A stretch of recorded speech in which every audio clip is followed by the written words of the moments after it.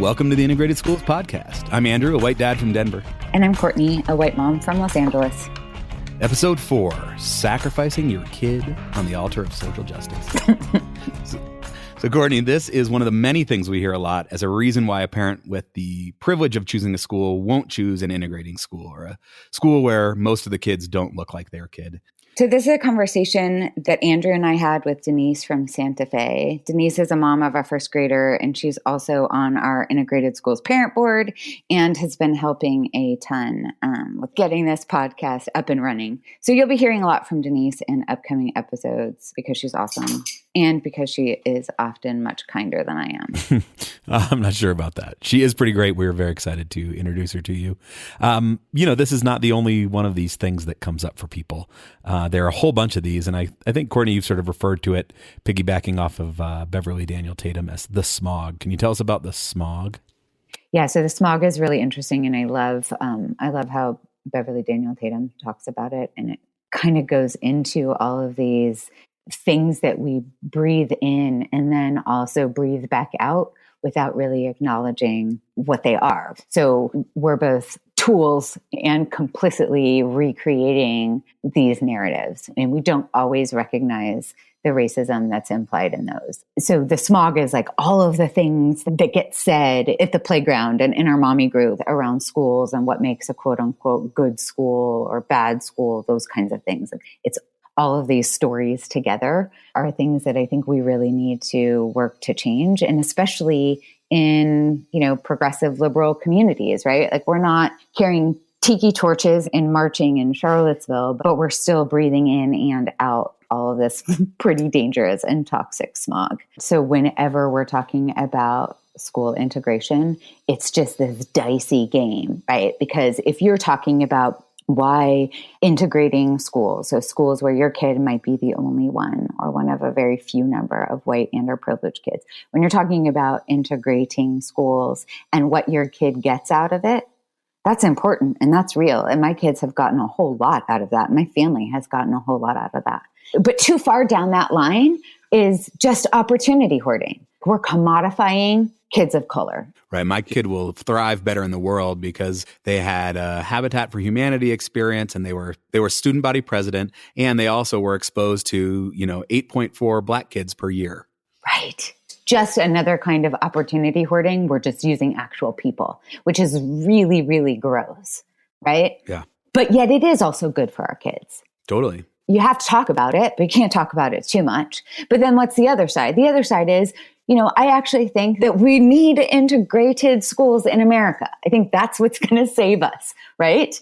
To do that, we need white folks to step in to these spaces, right? Because we're the ones who broke it. We need to actually fix it. But as soon as you start talking like that, that's white saviorism in a minute. Mm-hmm. So it's like, yes, it is good for your kid and it is good for the country.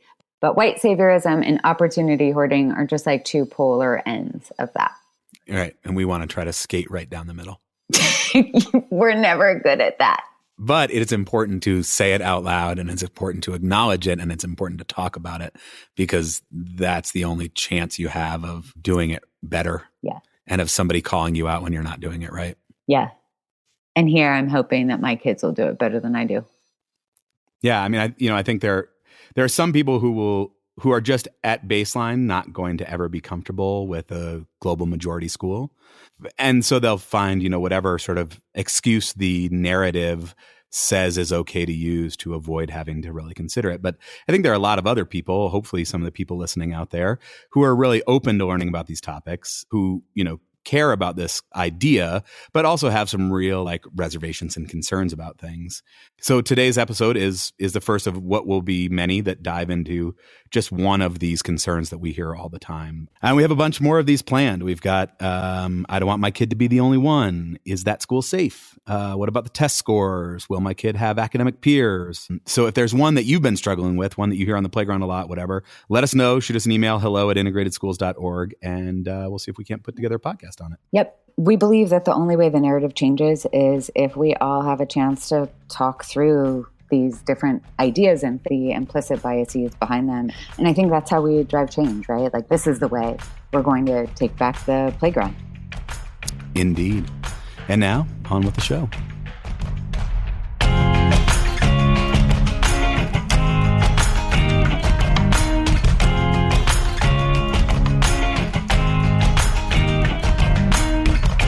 I'm Denise, and I live in Santa Fe, New Mexico, a recent transplant from Dallas, Texas. I have one son who is 6 years old in first grade.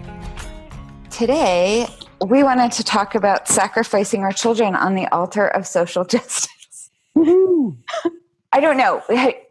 My guess is you both have heard this quite a bit as you've made the choices you've made for your own kids, right? Yes, absolutely.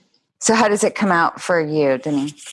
I guess for me, where I've taken a step back and been surprised by the question is after the research that I'd gone through prior to my son starting kindergarten, I didn't honestly in my heart see it as a sacrifice at all.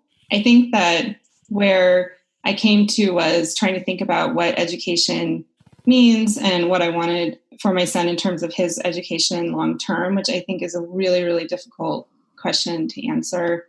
But for one, I felt like when I went and actually visited these public schools, that there were wonderful teachers and principals at many of them, and that there was great, various curriculum implementation, social emotional learning, lots of different things going on there. So that was really amazing. And again, made me step back and think, was there really any sacrifice going on here? And then also thinking about the fact that to me, part of education is learning to be a good person that can, maneuver through many different circumstances in life.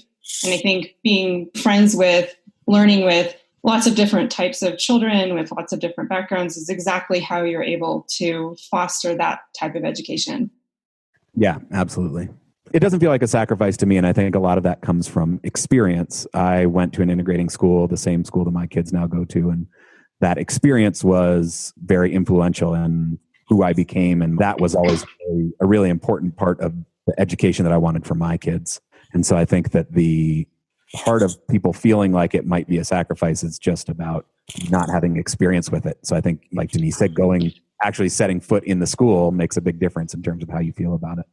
So like setting foot in the school, like taking a tour and just kind of getting a sense of, is this a situation where I could imagine being here? You feel like that's kind of the first hurdle? I think that it's one piece. If in the situation, the worry is that what's being sacrificed is access to resources or some kind of quality concern, then visiting the school probably would be really, really important to see that, maybe that's not the case at all. And it was just rumors.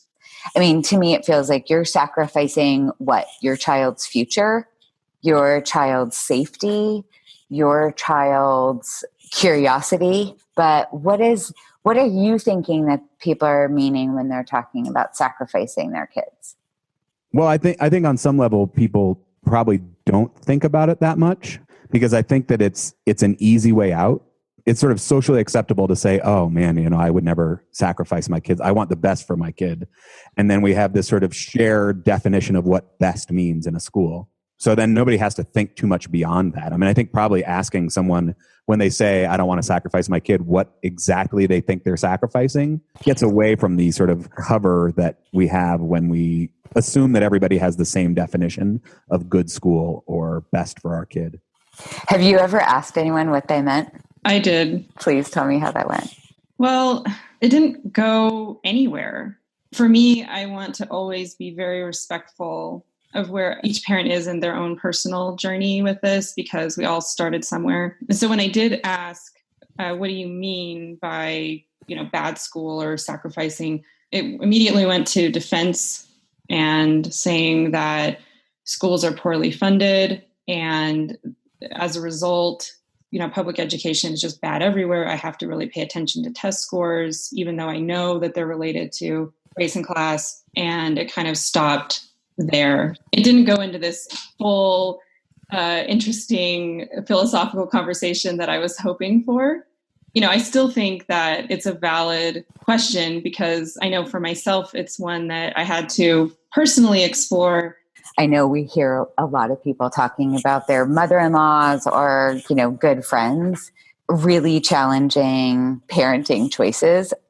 And this sacrifice thing was really huge, as if this is almost a selfish indulgence of your progressive liberal values, right?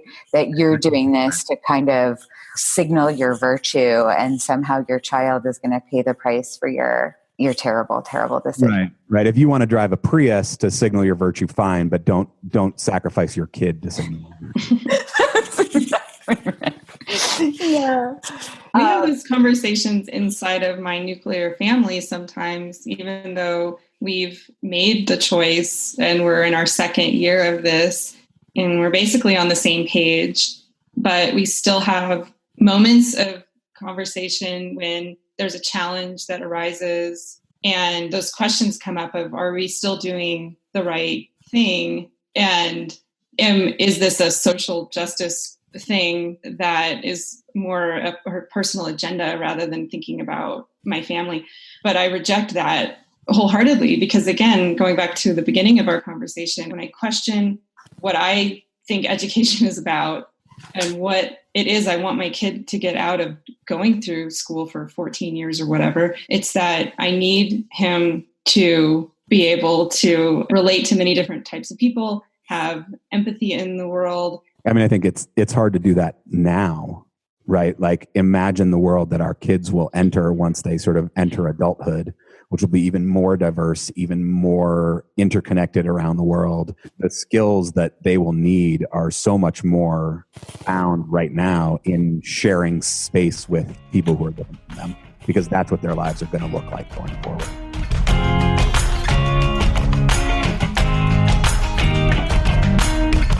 I want to sort of ask, why would it be bad if you are making your kid live your values? I don't know how to raise kids in general at all, but also I don't really know how to raise kids where I'm not modeling my behavior. So when I tell them to get off their screens, as I'm texting you guys about getting this podcast together, I'm sort of modeling things, right?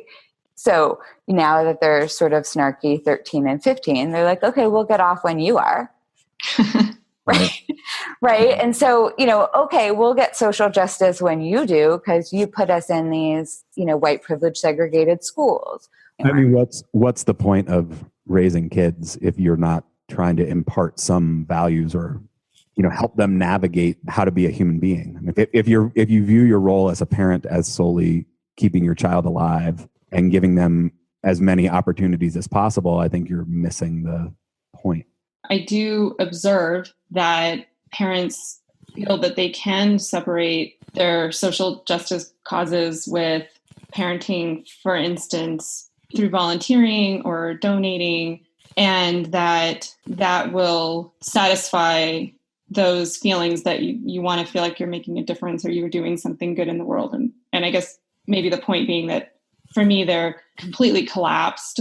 And while I don't have any grandiose ideas that I'm going to, necessarily change anything, I can at least try to raise my son the way that I think I'd, like him to be a functioning adult. And hopefully that would make a little dent, I was just going to say, I also feel like making choices that, affect our whole family, that's something we do all the time, right?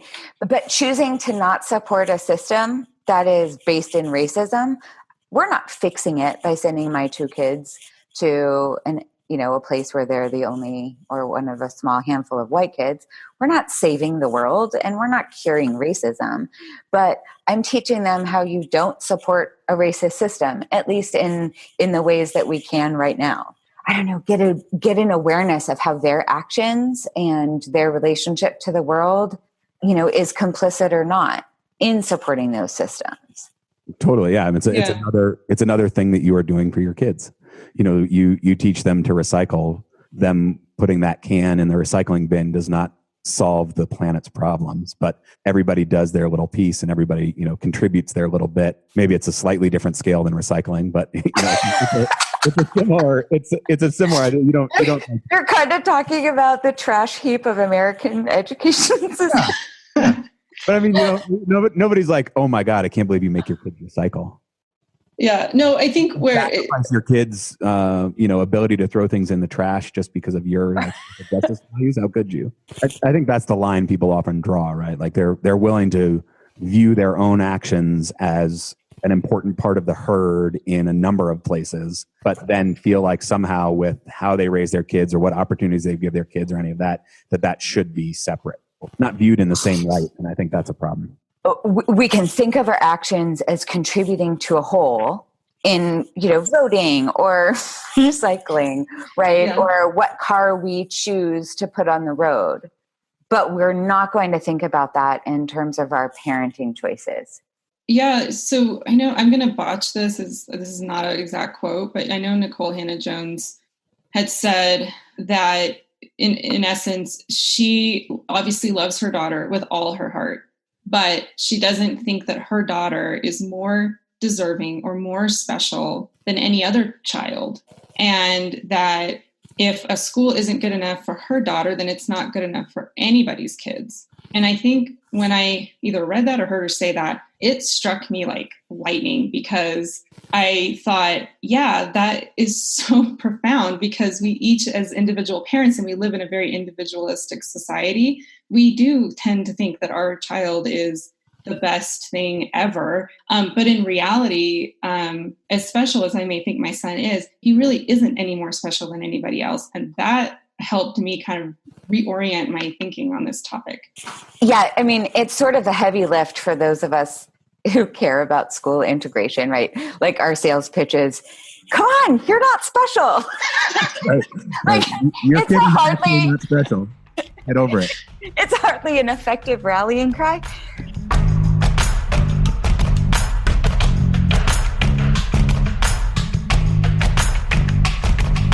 As we're talking about sacrificing our kids for our social justice values, we've talked about how it's not really a sacrifice. We've talked about the ways in which it's actually, you get things out of this experience, right? Yet there actually are sacrifices. I think there's some schools that are these, hidden gem kind of schools where these, miracles happen every day in integrating spaces. But I'll tell you, my experience was nowhere near that. Our elementary school, I think we had like 4 principals when my kids were there. There were overflowing trash cans. Very infrequently were there field trips if they happened. I mean, it was not what any progressive parent would want for their kid. That was a sacrifice, right? Because we could have had all that. So why'd you do it? Because none of that really matters. Not in the long term. Because it's not a sacrifice. Yeah.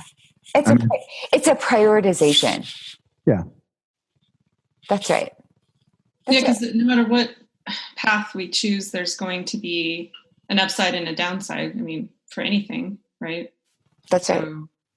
They're trade-offs with everything. What are the things that you value most? Right. And that's, what do you value most for your kid, and what do you value most for the society that you live in? And I mean, I think people think of those things as often in conflict, but I don't think they are. Okay, I can't think of a better way to end this podcast.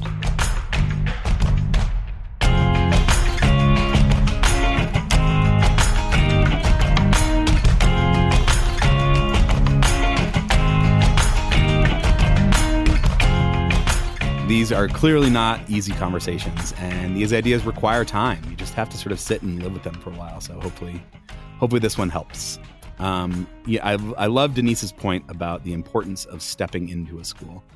So often this smog that we talk about allows us, or maybe even encourages us, to ignore a school without really knowing anything about it. Lets us just write a school off. And so that's why the Integrated Schools Tutor Pledge is so important. Courtney, tell us about it. This is actually one of the things that I love most, and it was one of the first things we did as integrated schools. It's a pledge that parents sign, and they're committing to touring 2 schools that serve mostly Black and brown kids, just stepping foot inside. Like, you don't have to commit to attending, you don't have to commit to anything but stepping foot inside. And I think that's really, really important. Like, there's a lot that we can't just unsee. But the Tutor Pledge also commits parents to asking questions around, meaningful diversity at the schools that already were on their Excel spreadsheets for kindergarten. So, right.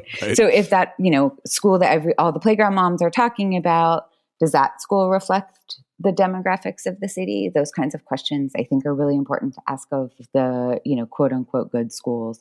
Other parts of this pledge commit parents to really looking for 2 lovely things about the schools that they tour and talking to their friends about those 2 lovely things. So this is, another kind of like taking back the playground. Right. You don't have to love everything about the school, but you have to go in and be on the lookout for things that are good and then tell people about those things that are good. It's a one little thing you can do to help push back against the smog. That's right. Yep. So sign the pledge. Go to the website, integratedschools.org. You can sign up to take the pledge. We've got resources to help you do it better. Yeah, I think it's one of the best things that Integrated Schools does. So definitely go and check it out. Courtney, Our podcast went live last week. The response, I would say, has surprised us a bit. Okay, so I actually had 0 expectations. Like I had no idea what this was going to do. Yeah. But it did more than whatever it was I was thinking.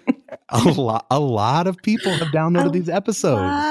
A lot. It's terrifying and super exciting. It is. Yeah. It's awesome. It's really exciting to think about a bunch of you out there engaging with these topics.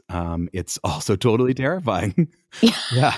And it makes me all the more sort of acutely aware of all the ways that we're going to screw this up along the way. So, Dear listeners, we are relying on you to call us out. Let us know what you like. Let us know what you don't.